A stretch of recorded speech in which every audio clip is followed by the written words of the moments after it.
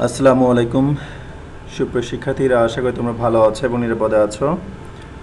আজকে অনার্স তৃতীয় বর্ষের অনলাইন ক্লাসে তোমাদেরকে স্বাগত জানাচ্ছি।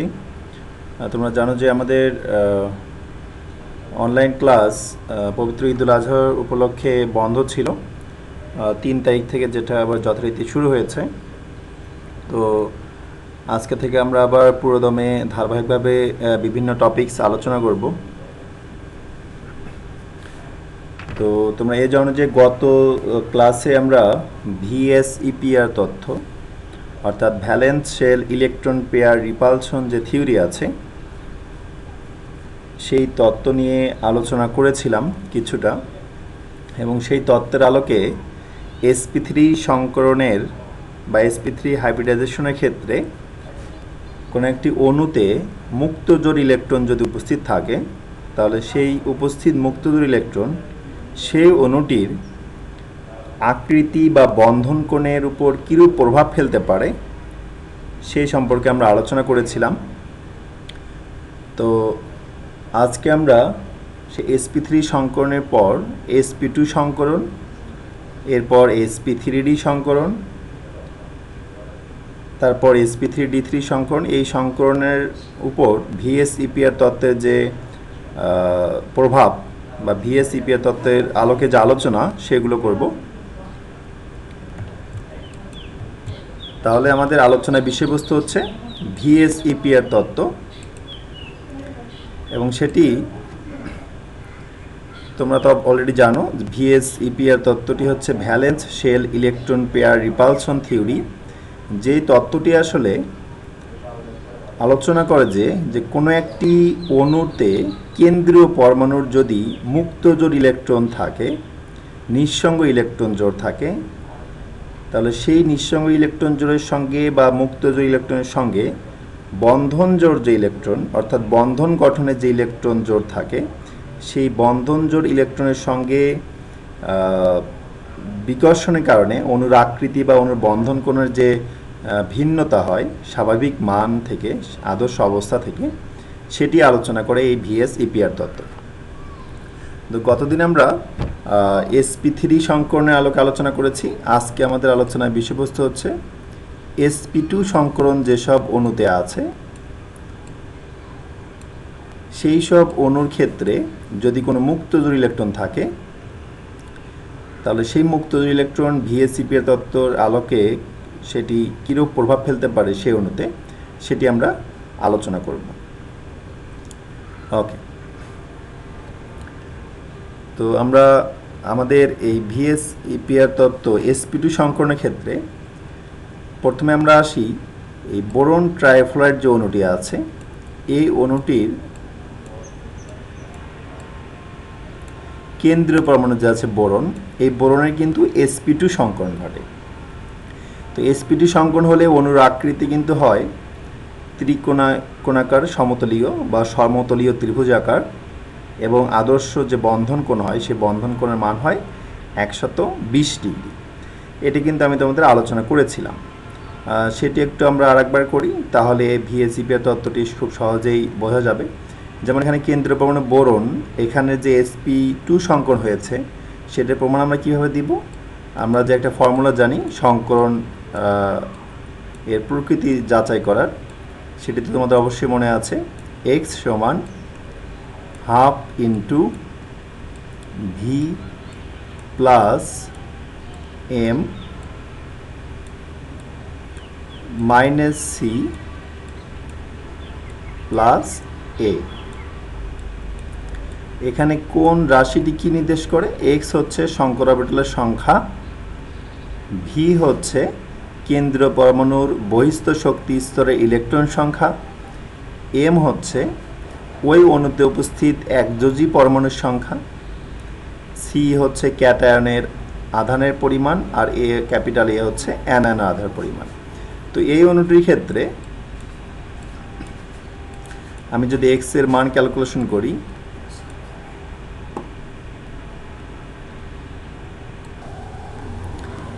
আচ্ছা, তাহলে এখানে ভির মান যেটি, ভি হচ্ছে কেন্দ্রীয় পরমাণুর বহিস্থ শক্তি ইলেকট্রন সংখ্যা, বোরনের ক্ষেত্রে যে মানটি হচ্ছে 3, M হচ্ছে একযোজী পরমাণুর সংখ্যা। এখানে এই অণুটিতে একযোজী পরমাণু আছে ফ্লোরিন, সেটি আছে 3টি, তাহলে 3 দিলাম। কোনো ক্যাটায়ন নেই, অর্থাৎ ধনাত্মক আধান নেই এক্ষেত্রে, তাহলে 0। কোনো অ্যানায়ন নেই, অর্থাৎ ঋণাত্মক আধান নেই, অতএব 0। তাহলে এই মান বসালে আমরা এক্সের যে মানটি পাচ্ছি সেটি হচ্ছে 3। তাহলে এক্সের মান যদি 3 হয়, অর্থাৎ শঙ্কর অরবিটালের সংখ্যা যদি 3 হয়, তাহলে কিন্তু স্বাভাবিকভাবেই বোঝা যাবে সেই অণুটির কেন্দ্রীয় পরমাণুতে sp2 সংকরণ ঘটেছে। কারণ sp2 সংকরণে কিন্তু 3টি শঙ্কর অরবিটালই তৈরি হয়ে থাকে। তো আমরা সেটি যদি ব্যাখ্যা করতে চাই, সেটি কীরকম হবে? আমাদের ইলেকট্রোবিন্যাস করতে হবে। বোরনের পারমাণবিক সংখ্যা তো 5, এটা তো তোমরা জানোই। আমরা যদি একেবারে উত্তেজিত অবস্থা লিখি, এক্সাইটেড স্টেট লিখি, তাহলে ইলেকট্রোবিন্যাসটি কেমন হবে? 1s2, 2s থেকে একটি ইলেকট্রন জাম্প করে 2p-তে চলে যাবে, অর্থাৎ 2px এ হবে একটি এবং 2py হবে একটি। তাহলে একটি s যদি 2টি p-র সঙ্গে মিশ্রিত হয়, সেই সংকরণটার নাম হচ্ছে sp2 সংকরণ। এবং যেহেতু একটি s 2টি p অরবিটাল মিশ্রিত হয়েছে, সেজন্য আমরা sp2 সংকরণ বলবো। এবং sp2 সংকরণের সংকর অরবিটাল তৈরি হয় 3টি। তাহলে সেই 3টি সংকর অরবিটাল যদি আমরা এইভাবে লিখি, ψ1, ψ2 এবং ψ3। এখানে ইলেকট্রন অংশগ্রহণ করেছে কয়টি? 1, 2 এবং 3। তাহলে 3টি ইলেকট্রন সবাইকে সমানভাবে ভাগ করে দিই, কারণ শঙ্কর অরবিটাল শক্তি সমান হয়। তাহলে দেখা যাচ্ছে বোরনের sp2 সংকরণের ফলে 3টি sp2 শঙ্কর অরবিটাল তৈরি হচ্ছে, এবং যেগুলো সবাই অর্ধপূর্ণ বা বিজোড় ইলেকট্রন সমৃদ্ধ। তাহলে এই 3টি শঙ্কর অরবিটাল দিয়েই কিন্তু বোরনের পক্ষে সমযোজী বন্ধন গঠন করা সম্ভব। অপরদিকে বোরনের সঙ্গে যুক্ত হয়েছে যে পরমাণুটি, সেটি হচ্ছে ফ্লোরিন। এখন আমাদের দেখতে হবে বোরনের এই 3টি sp2 শঙ্কর অরবিটালের সঙ্গে ফ্লোরিনের কোন পারমাণবিক অরবিটালের মধ্যে অধিক্রমণ ঘটেছে। সেই জন্য আমরা কি করব? ফ্লোরিনে ইলেকট্রোবিন্যাস করব। ফ্লোরিনের পারমাণবিক সংখ্যা তো 9, তাহলে ইলেকট্রোবিন্যাস যেটি হবে, তাহলে 1s2, 2s2 এবং 2p-তে 5 হবে। সেটা যদি আমি ভেঙে লিখি, 2px-এ একটি, 2px-এ 2টি, 2py-এ 2টি এবং 2pz-এ একটি।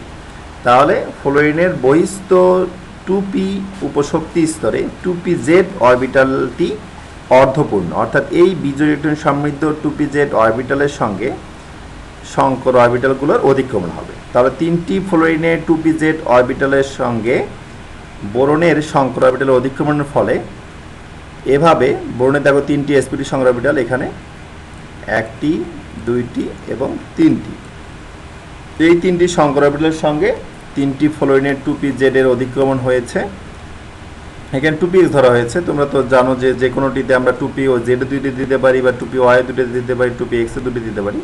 এখানে 2px দেওয়া হয়েছে একটি আর। যা হোক, তাহলে বোরনের 3টি sp2 শঙ্কর অরবিটালের সঙ্গে 3টি ফ্লোরিনের 2pz এর অধিক্রমণের ফলে ত্রিভুজাকার সমতলীয় বা সমতলীয় ত্রিকোণাকার একটি অণু গঠিত হয়েছে, বোরন ট্রাইফ্লোরাইড, যে অণুটিতে প্রতিটি বন্ধন কোণের মান 120 ডিগ্রি। যেহেতু এখানে কেন্দ্রীয় পরমাণুতে কোনো মুক্ত জোড় ইলেকট্রন নেই, সবগুলো ইলেকট্রনই বন্ধন জোড়, অর্থাৎ এই বন্ধনে 2টি ইলেকট্রন আছে, এই বন্ধনে 2টি ইলেকট্রন আছে এবং এই বন্ধনে 2টি ইলেকট্রন আছে। তাহলে এই বন্ধন জোড় ইলেকট্রনগুলোকে পরস্পর বিকর্ষণ করবে। কিন্তু আমরা এও জানি যে এই বন্ধন জোড় ইলেকট্রনগুলোকে পরস্পর থেকে এমন দূরত্ব রাখতে হবে যাতে করে তাদের মধ্যকার বিকর্ষণের পরিমাণ সবচেয়ে কম হয়, এবং তাদের মধ্যে যদি বিকর্ষণের পরিমাণ কম হয়, তাহলে সে অণুটির আকৃতি বা সে অণুটি স্থিতিশীল হবে। তো দেখা যায় sp2 সংকরণের ক্ষেত্রে যেহেতু 3টি বন্ধন গঠিত হয় বা 3টি সংকর অরবিটাল সৃষ্টি হয়, সেই জন্য তারা পরস্পর থেকে 120 ডিগ্রি কোণ করে অবস্থান করলে, অর্থাৎ 120 ডিগ্রি কোণ করে অবস্থান করলে তাহলে তাদের মধ্যকার বিকর্ষণের বল সবচেয়ে কম হয়। এই জন্য sp2 সংকরিত অণুগুলোর আকৃতি হয় ত্রিকোণাকার সমতলীয় বা সমতলীয় ত্রিকোণাকার এবং বন্ধন কোণ হয় 120 ডিগ্রি। ওকে, তাহলে এই অণুটিতে কোনো মুক্ত ইলেকট্রন নেই, সেজন্য এখানে আমরা VSEPR তত্ত্ব প্রয়োগ করতে পারছি না। এখন আসা যাক, তার আগে একটি কথা, এই যে অণুটি আছে এই অণুটিকে যদি আমরা AB3 টাইপ বলি, AB3 অর্থাৎ A বলতে এখানে বোরন আর F বলতে এখানে B বোঝাচ্ছে। এখানে কোনো মুক্ত জ্বলন নেই, অর্থাৎ LP নেই, লোন পেয়ার নেই, সেজন্য এটা AB3 টাইপ।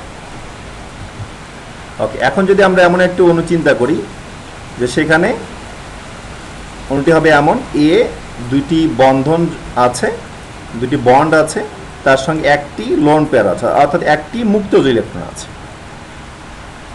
আচ্ছা, তো এই যে দেখো টিনাস ক্লোরাইড, এখানে টিনের যোজনী 2 প্রকাশ পাচ্ছে, তাহলে tenuous chloride.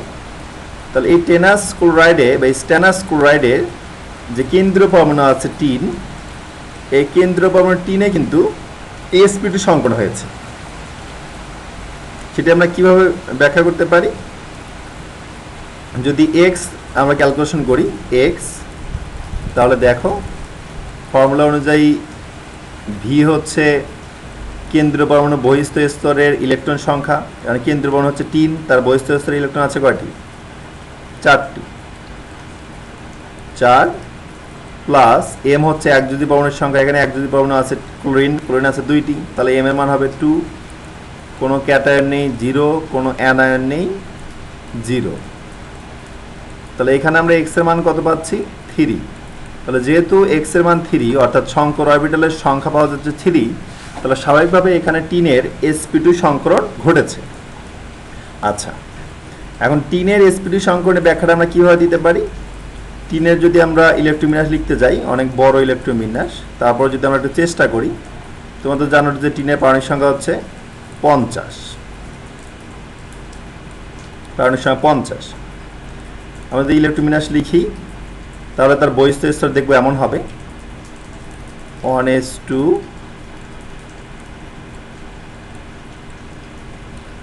2s2 2p6 3s2 3p6 3d10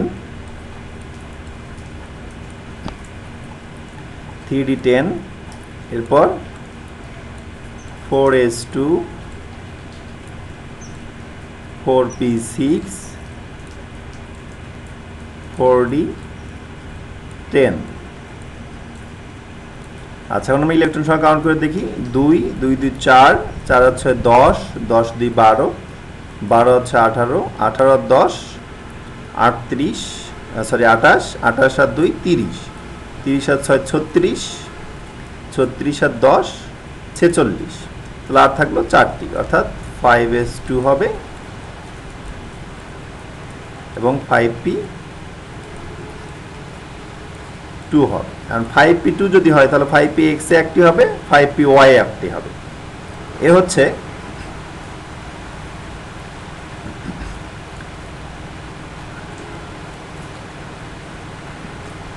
তাহলে 5px এ একটি, 5py একটি। যদি আমরা ভেঙে লিখি তাহলে এরকম হবে,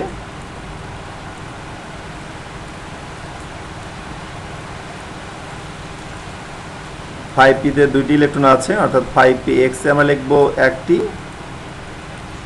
এবং 5py এ একটি হবে। 5pz এ কোনো ইলেকট্রন থাকবে না, 0। আচ্ছা, তাহলে sp2 সংকরণ মানে বহিস্থ স্তরে একটি s এই 2টি p সঙ্গে যুক্ত হবে। তাহলে sp2 সংকরণ আর sp2 সংকরণে সংখ্যা অরবিটাল তৈরি হয় কয়টি? 3টি। আর 3টি সংখ্যা অরবিটাল যদি আমরা এইভাবে লিখি ψ1 ψ2 এবং ψ3। ওকে, তাহলে যে ইলেকট্রন ছিল কয়টি? 1 2 এবং s এর হচ্ছে 2টি, অর্থাৎ 4টি। তো 4টি ইলেকট্রন আমরা এদেরকে মধ্যে ভাগ করে দিই। 3টি সংখ্যা অরবিটালের শক্তি সমান 3টিকে সমানভাবে দিলাম, আর একটি আছে এরকম।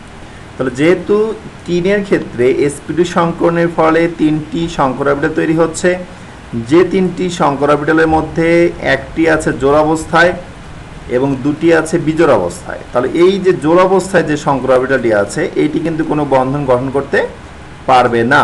কারণ আমরা জানি জোড় অবস্থায় যে অরবিটালগুলো থাকে সেগুলো সংকর অরবিটাল হোক অথবা পারমাণবিক অরবিটাল হোক, তারা কিন্তু সমযোজী বন্ধন গ্রহণ করতে পারে না। শুধুমাত্র বিজোড় ইলেকট্রন সমৃদ্ধ বা অর্ধপূর্ণ অরবিটালগুলোই কিন্তু সমযোজী বন্ধন গ্রহণে অংশগ্রহণ করতে পারে।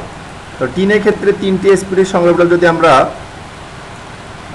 আঁকি, তাহলে 3টি sp2 সংখ্যা অরবিটাল, এটি একটি, এটি একটি এবং এটি ত্রিকোণীয়ভাবে লিখতে হবে, আঁকতে হবে। তার মধ্যে একটিতে আছে কি?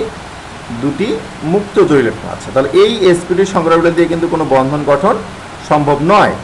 বাকি দুটিতে একটি করে ইলেকট্রন আছে, তাহলে এই সংখ্যা অরবিটালগুলো দিয়ে কিন্তু বন্ধন গঠন সম্ভব, এই দুটি দিয়ে। আর এটি দিয়ে কোনো বন্ধন গঠন সম্ভব নয়। ওকে, তাহলে এই দুটি সংখ্যা অরবিটাল দিয়ে কার সঙ্গে বন্ধন গ্রহণ করবে? দুটি ক্লোরিনের সঙ্গে। আর ক্লোরিনে ইলেকট্রন বিন্যাস করলে আমরা দেখতে পাবো যে তার 3pz এ একটি অর্ধপূর্ণ অরবিটাল আছে। 3pz ক্লোরিন ইলেকট্রন বিন্যাস করলে দেখা যাবে তার 3pz এ একটি বিজোড় ইলেকট্রন আছে। তাহলে সেই বিজোড় ইলেকট্রন সমৃদ্ধ অরবিটাল দিয়ে, পারমাণবিক অরবিটাল দিয়ে এখানকার sp2 সংখ্যা অরবিটালের সঙ্গে অধিক্রমণ হবে।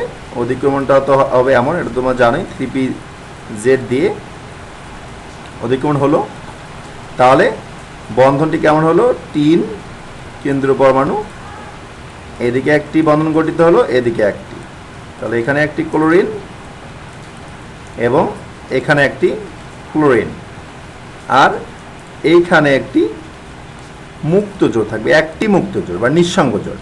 তাহলে এখন যেহেতু এই অণুতে নিঃসঙ্গ জোড় ইলেকট্রন আছে, তাহলে এই নিঃসঙ্গ জোড় বা মুক্ত জোড় ইলেকট্রনের কারণে কিন্তু অণুর আকৃতি স্বাভাবিক অবস্থা থেকে, অর্থাৎ 120 ডিগ্রি যেটা হওয়া উচিত ছিল sp2 সংকরণের কারণে, সেটি কিন্তু আর হবে না। এবং অন্য যে আকৃতি হওয়া উচিত ছিল সমতলীয় ত্রিভুজ আকার বা ত্রিকোণাকার, সেটি কিন্তু আর হবে না। কীরকম হবে? দেখো, এই মুক্ত ইলেকট্রন কি করবে? এই বন্ধন জোড়কে বিকর্ষণ করবে, বিকর্ষণ করবে। আমরা জানি লোন পেয়ার এবং বন্ড পেয়ার, অর্থাৎ মুক্ত জোড় এবং বন্ধন জোড়, এরা পরস্পরকে বিকর্ষণ করে। তাহলে এই মুক্ত জোড় এই বন্ধন জোড়কে বিকর্ষণ করবে, এ পাশে মুক্ত জোড় এই বন্ধন জোড়কে বিকর্ষণ করবে। তাহলে বিকর্ষণ করার কারণে কি হবে? বন্ধন জোড়টা এদের কাছ থেকে, অর্থাৎ এদিক থেকে এদিকে আসবে এবং এ পাশে বন্ধনটি এদিক থেকে এদিকে আসবে, অর্থাৎ বন্ধন দুটি ভিতরের দিকে চলে আসবে। ফলে বন্ধন কোণ যে 120 ডিগ্রি হওয়া উচিত ছিল তা থেকে কম হবে। তাহলে বন্ধন কোণ হবে 120 ডিগ্রি থেকে কম। এবং অণুর আকৃতি কিন্তু এটা স্বাভাবিক অবস্থা নেই, অর্থাৎ সমতুল্য ত্রিভুজাকার হবে না, হবে উল্টা ভি আকৃতির বা বক্রাকৃতির। তাহলে sp2 সংকরণের ক্ষেত্রে যে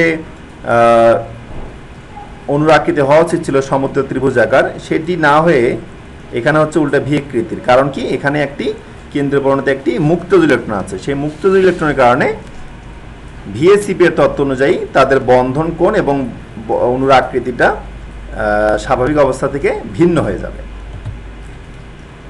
দেখো, এখানে সেই সংকরণগুলো দেখানো হয়েছে তোমাদের বইয়ের এক টপিকস।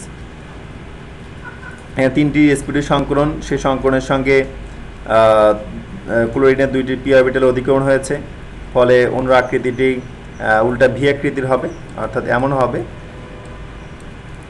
ওকে, তাহলে এখানে আমরা দেখলাম sp2 সংকরণেও কেন্দ্রীয় পরমাণুতে মুক্ত ইলেকট্রন থাকলে সেক্ষেত্রে ভিএসিপি এর তত্ত্বের আলোকে তাদের বন্ধন কোণ এবং অণুর আকৃতিটি ভিন্ন হয়ে যায়। তাহলে আমরা sp2 সংকরণের ক্ষেত্রেও সেটি ভিএসিপি এর তত্ত্বটি বুঝতে পারলাম।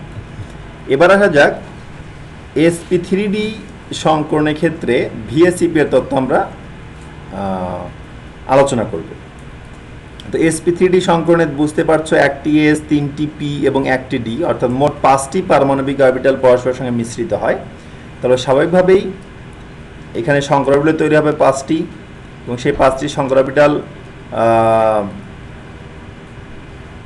তারা সমশক্তি সম্পন্ন হবে, এবং সেই 5টি সংকর অরবিটালে সবার কাছে যদি একটি করে বীজ ইলেকট্রন থাকে, তাহলে প্রত্যেকটি বীজ ইলেকট্রন সমৃদ্ধ সংকর অরবিটাল দিয়ে বন্ধন গঠন সম্ভব হবে। আর যদি কোনো সংকর অরবিটাল যদি মুক্ত জোড়া অবস্থা থাকে, তাহলে সেই সংকর অরবিটাল দিয়ে বন্ধন গঠন সম্ভব হবে না, তাহলে সেটি মুক্ত অবস্থা থাকবে বা নিঃসঙ্গ অবস্থা থাকবে, এবং সেটির দ্বারা বিকর্ষণের কারণে ভিএসসিপের তত্ত্ব অনুযায়ী তাদের আকৃতিটি ভিন্ন হয়ে যাবে, অণুর বা বন্ধন কোণ ভিন্ন হয়ে যাবে। এখন এই ভিএসসিপের তত্ত্ব একই সঙ্গে আলোচনা করার জন্য দেখো এখানে AB5 অর্থাৎ স্বাভাবিক যে অবস্থা, অর্থাৎ যদি স্বাভাবিক কোনো একটা অণুতে sp3d সংকরণ ঘটে এবং সেখানে 5টি সংকর তৈরি হয়, সেক্ষেত্রে অণুর আকৃতি হয় ত্রিকোণীয় দ্বিপিরামিডীয়, ট্রায়াগোনাল বাইপিরামিডাল বলা হয়, এবং সেক্ষেত্রে বন্ধন কোণ হয় দুইটি, একটি হচ্ছে 90 ডিগ্রি, আরেকটি হচ্ছে 120 ডিগ্রি।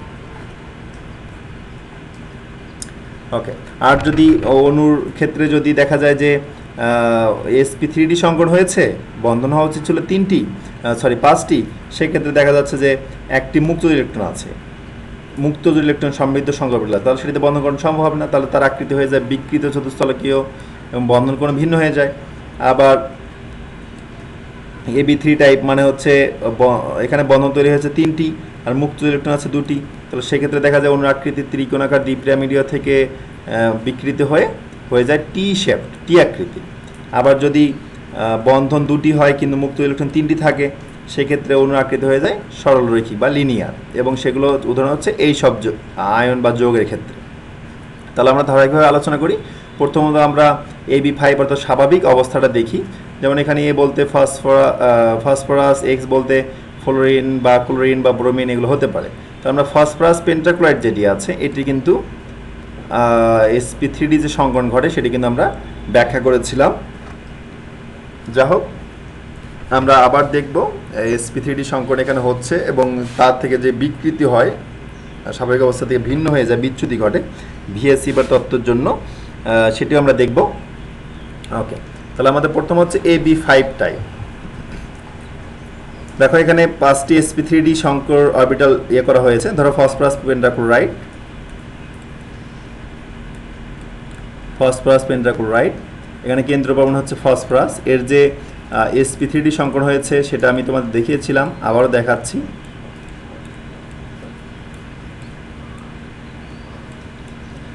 ভি বলতে ভির মান বসাবো। ভি হচ্ছে কেন্দ্র পরমাণু বহিঃস্থিতির ইলেকট্রন সংখ্যা।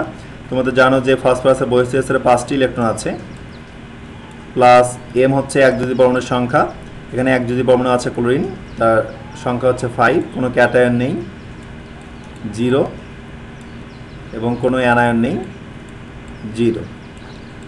তাহলে 5 আর 5 10, 10কে আমি 2 দ্বারা ভাগ করলে 5 পাচ্ছি। তাহলে sp3d সংকরণ, কারণ sp3d সংকরণে কিন্তু সংকর অরবিটাল তৈরি হয় কয়টি? 5টি। আচ্ছা, এখন আমরা কেন্দ্র পরমাণু ইলেকট্রোবিন্যাস করে দেখি, একেবারে উত্তেজিত অবস্থাটা দেখব।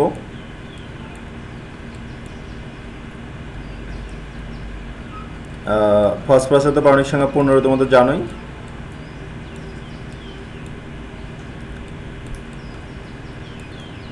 তাহলে আমরা ইলেকট্রোবিন্যাসটা কেমন হবে? 1s2, 2s2, 2p6, 3s2 হওয়ার কথা, তারপর 3p3 হওয়ার কথা, কিন্তু উত্তেজিত অবস্থা তো 3s থেকে একটা ইলেকট্রন জাম্প করে 3d-তে চলে যায়, 3d। আর 3p-তে যে 3টি থাকে সেগুলো ভাগ হয়ে যায়, 3px-এ একটি, 3py একটি,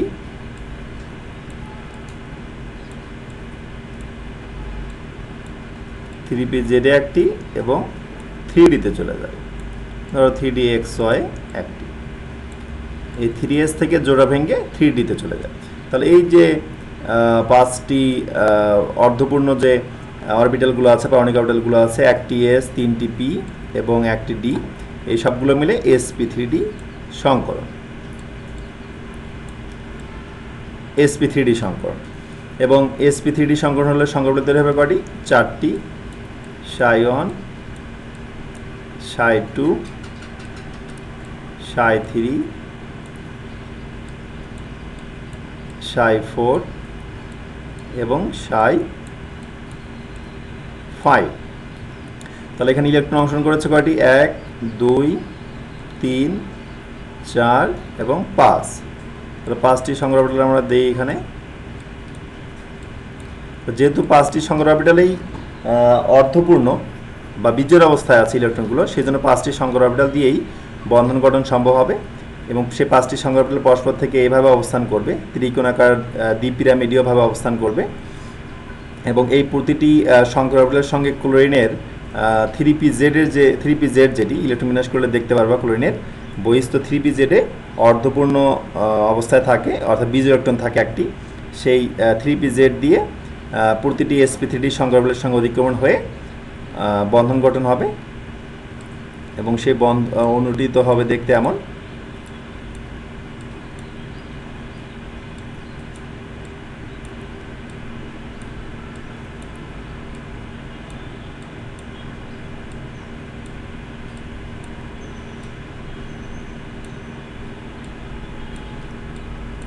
এখানে একটু মিস্টেক হয়েছে এই জায়গাটুকুতে।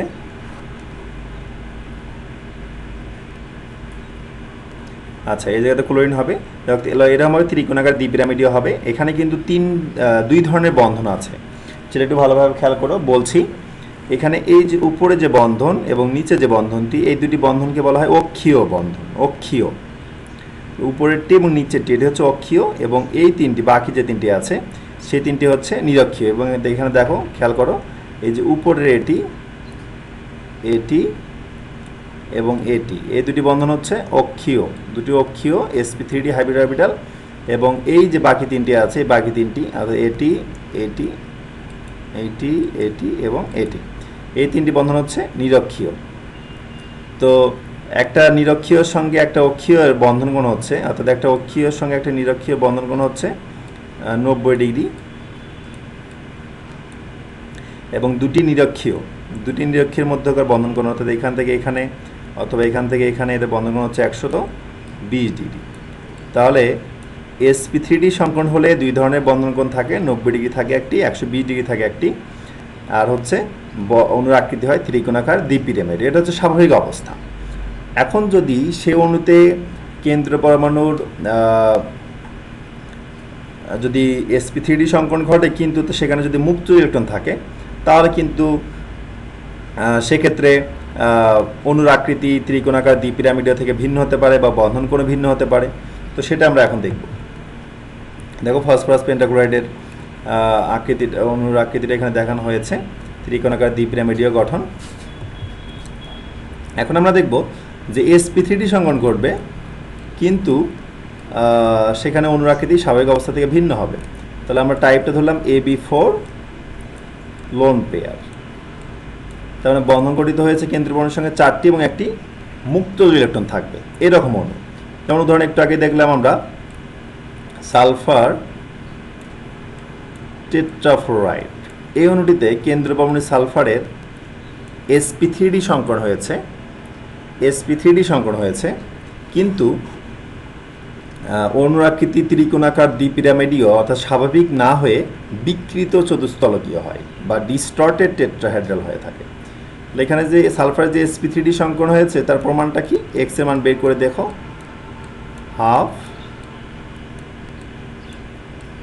ভির মান, সালফারের কেন্দ্রীয় পরমাণু, সালফারের বহিস্থ স্তরে 6টি ইলেকট্রন আছে 6, এম এর মান হচ্ছে 1 যদি পরমাণু এখানে আছে, ফ্লোরিন 4টি, 4 ক্যাটায়ন নেই 0, কোনো অ্যানায়ন নেই 0। তো 6 আর 4 10, 10কে আমরা 2 দ্বারা ভাগ করলে 5 পাচ্ছি, অর্থাৎ sp3d সংকরণ হয়েছে। সেটি ব্যাখ্যাটা আমরা কীভাবে দিব? সালফারের আগে ইলেকট্রন বিন্যাস লিখি। সালফারের একেবারে আমরা উত্তেজিত অবস্থাটা লিখব 16, পারমাণবিক সংখ্যা 1s2 2s2 2p6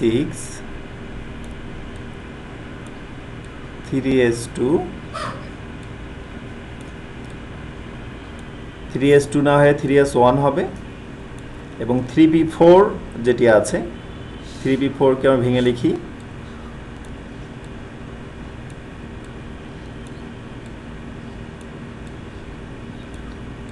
ভেঙে লিখলাম। 3p4 কে যদি ভেঙে লিখি তাহলে 3px হবে দুইটি, 3py একটি এবং 3pz একটি। আর 3s থেকে 3s এর যে জোড়া ভেঙে 3s2 থেকে জোড়া ভেঙে 3d তে চলে যাবে।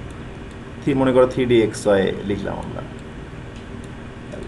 তাহলে s 3টি p এবং এখানকার একটা d, এই 5টি পারমাণবিক অরবিটাল মিলে sp3d সংকরণ ঘটবে। তাহলে 5টি sp3d সংকরণ অরবিটাল আমরা লিখি ψ1 ψ2 ψ3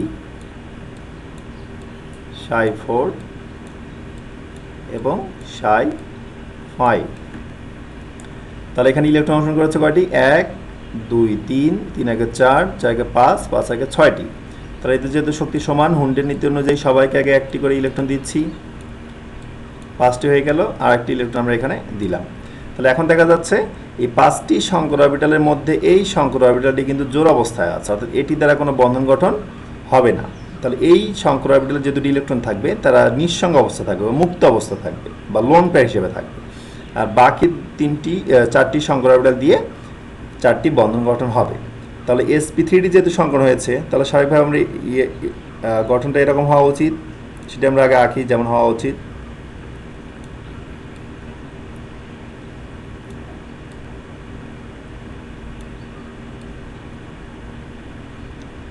আমার আঁকতে একটু ছোট বড় হচ্ছে, তোমরা একটু বই থেকে লিখে নিও, ছোট বড় হবে না কিন্তু এগুলো সবগুলো একই সাইজে করতে হবে। যাও, তাহলে এই বিকৃত চতুস্থলকীয়, তাহলে আমাদের মেইন কথা কি যে সংকর অরবিটালগুলো পরস্পর থেকে এমন দূরত্বে থাকবে যাতে করে তাদের মধ্যে বিকর্ষণ সবচেয়ে কম হয়।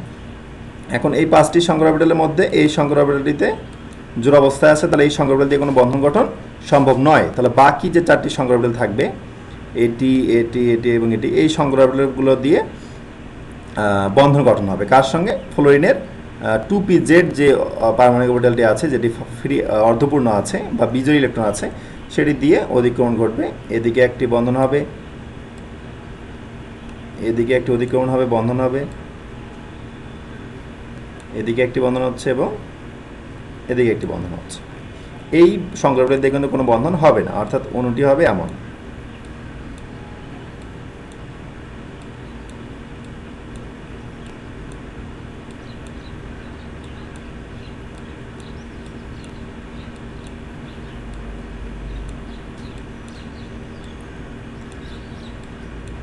এবং এইখানে থাকবে মুক্ত জোড় ইলেকট্রন, মুক্ত ইলেকট্রন এখানে থাকবে। তাহলে এই যে 4টি বন্ধন গঠন হলো, এই অণুটির আকৃতি হচ্ছে বিকৃত চতুস্থলকীয়,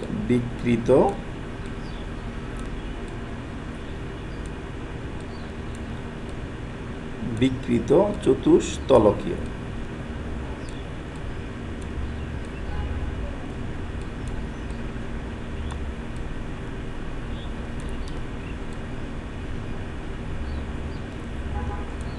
বিকৃত চতুস্থলকীয়।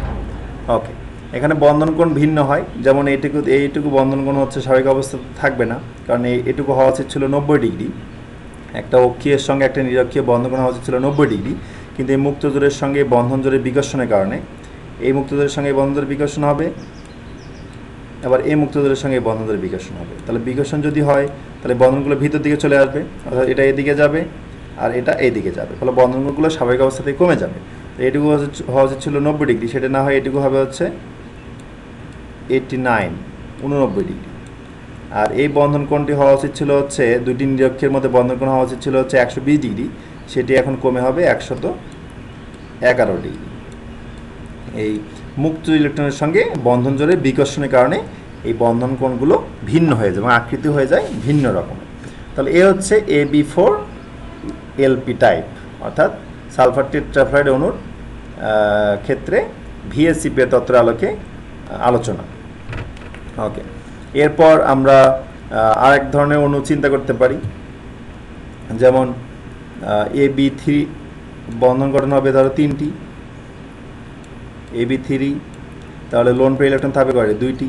AB5 ছিল, সেখান থেকে AB3 হচ্ছে, তাহলে লোন পেয়ার থাকবে 2টি। এরকম অণুর উদাহরণ আমরা দেখলাম একটু আগে, ক্লোরিন ট্রাইফ্লোরাইড, অর্থাৎ আন্তঃহ্যালোজেন যৌগ যেগুলো, যে দুটি ভিন্ন ধরনের হ্যালোজেন যুক্ত হয়ে যে যৌগগুলো গঠন করে সেগুলোকে আন্তঃহ্যালোজেন যৌগ বলা হয়। তাহলে ক্লোরিন ট্রাইফ্লোরাইড, তারপর তোমার ব্রোমিন ট্রাইফ্লোরাইড এই ধরনের অণুগুলোর কেন্দ্র পরমাণুতে sp3d সংকরণ ঘটে, কিন্তু সেক্ষেত্রে দুটি মুক্ত ইলেকট্রন থাকে। তার ব্যাখ্যাটা আমরা দিতে পারি। যদি আমরা সংকরণ চেক করে দেখতে চাই তাহলে এক্স এর মান চেক করে দেখব।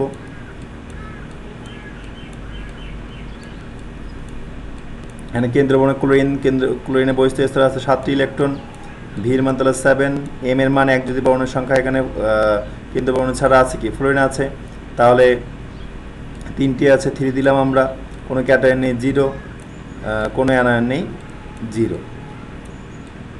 তাহলে 7 আর 3 10, 10কে 2 দ্বারা ভাগ করলে 5 পাচ্ছি।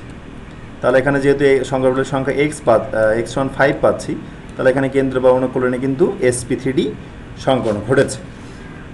তাহলে সেটা ব্যাখ্যা যদি আমরা দিতে চাই, ক্লোরিনের একেবারে আমরা উত্তেজিত অবস্থাটা লিখব।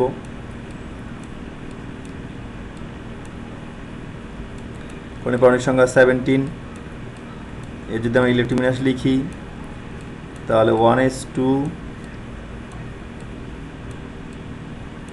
2s2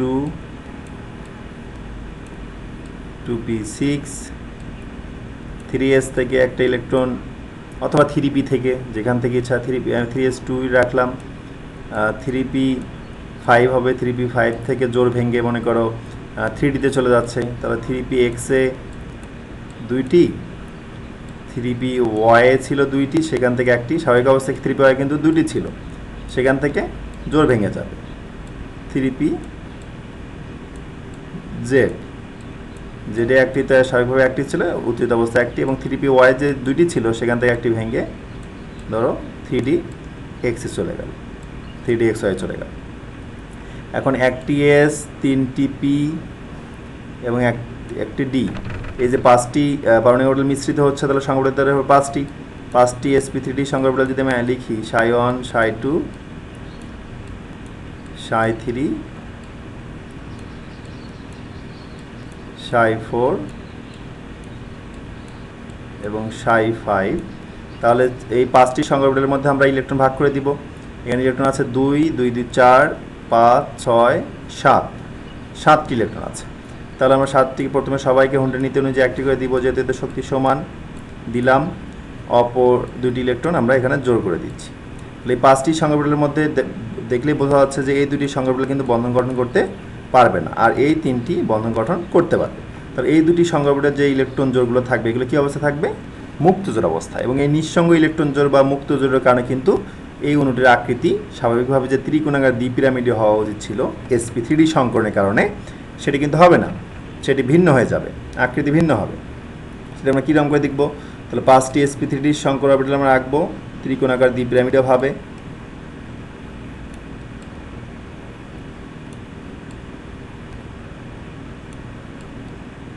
পাঁচটি আমরা রাখলাম।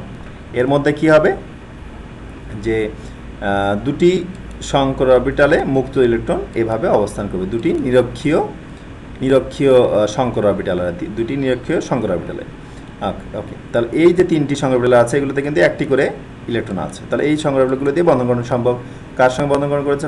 ফ্লোরিনের বহিস্থ স্তরে 2pz অরবিটালটি কিন্তু অর্ধপূর্ণ আছে বা বিজোড় ইলেকট্রন আছে, তাহলে সেটি দিয়ে বন্ধন করানো করবে।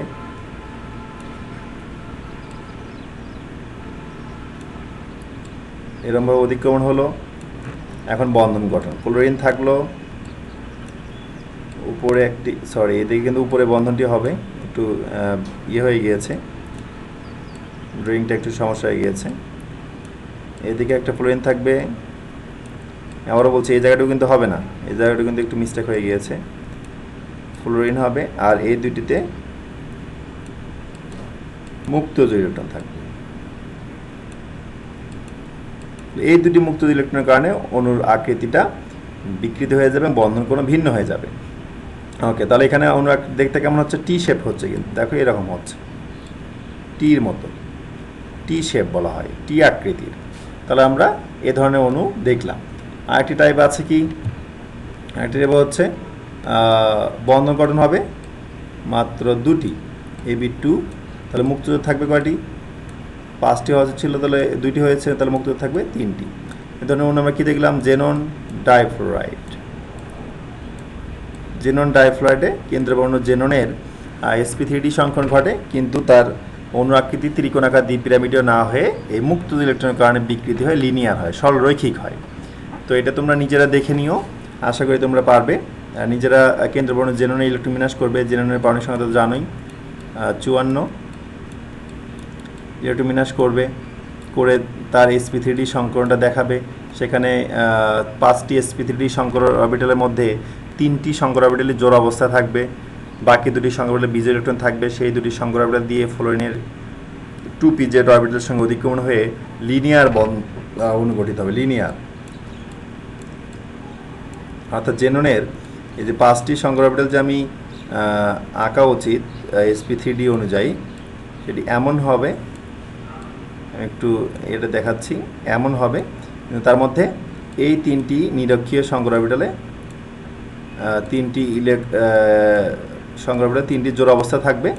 তাহলে এই 3টি সংকর অরবিটাল দিয়ে কিন্তু কোনো বন্ধন গঠন হবে না, এই 2টি সংকর অরবিটাল দিয়ে বন্ধন গঠন হবে, অর্থাৎ অক্ষীয় দুটি দিয়ে, অক্ষীয় দুটি দিয়ে বন্ধন গঠন হবে। তাহলে অনুর আকৃতিটি হবে লিনিয়ার, এদিকে একটা ফ্লোরিন, এইদিকে একটা ফ্লোরিন।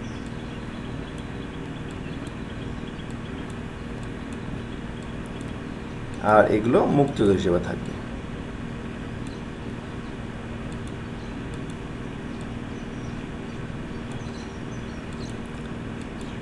এগুলো থাকবে মুক্তজোর হিসেবে। তাহলে এই মুক্ত ইলেকট্রন পরস্পরকে বিকর্ষণ করবে, এটা পরস্পরকে বিকর্ষণ করবে। তাহলে এরা লোন পেয়ার তো পরস্পরকে বেশি বিকর্ষণ করে, এটা তো তোমরা জানোই, তোমাদের বলেছিলাম। লোন পেয়ার এবং লোন পেয়ার পরস্পরকে বেশি বিকর্ষণ করে, এর চেয়ে কম বিকর্ষণ করে কারা? লোন পেয়ার বন্ড পেয়ারকে। তার চেয়ে কম বিকর্ষণ করে কারা? বন্ড পেয়ার বন্ড পেয়ারকে। এই সিরিজটা তোমরা জানোই। তাহলে এখানে মুক্তজোরকে বিকর্ষণ করবে, বেশি বিকর্ষণ করলে মুক্তজোরগুলো কোন দিকে? এইটা যদি এটাকে বিকর্ষণ করে তাহলে এটা চলে যাবে এদিকে, এটা চলে যাবে এদিকে। তাহলে এইটা আবার এদিকে কাছাকাছি যে বন্ধনকে বিকর্ষণ করবে, এই মুক্তজোরটা আবার এসে এই বন্ধনকে বিকর্ষণ করবে, করলে ফলে এই অণুর আকৃতিটি সরলরৈখিক হবে, ত্রিকোণাকার দ্বিপিরামিডে না হয়ে বন্ধনকোণ দেখা যাবে 180 থেকে একটু কমে যাবে। ওকে, তাহলে এ হচ্ছে sp3d সংকরণের ক্ষেত্রে VSEP এর তত্ত্ব, সেটা আমরা আলোচনা করলাম। তাহলে আগামী ক্লাসে ইনশাল্লাহ আমরা sp3d2 যে সংকরণ আছে সেক্ষেত্রে VSEP এর তত্ত্বটি আলোচনা করব। তো আশা করি তোমরা এই লেকচার দেখবে এবং সেই অনুযায়ী পড়াশোনা করবে। আর যদি কোনো সমস্যা হয় তাহলে অবশ্যই আমাকে নক করবে, আমি ইনশাল্লাহ তোমাদের বোঝানোর চেষ্টা করব। তো তোমরা সুস্থ থেকো, নিরাপদে থেকো। ধন্যবাদ সবাইকে।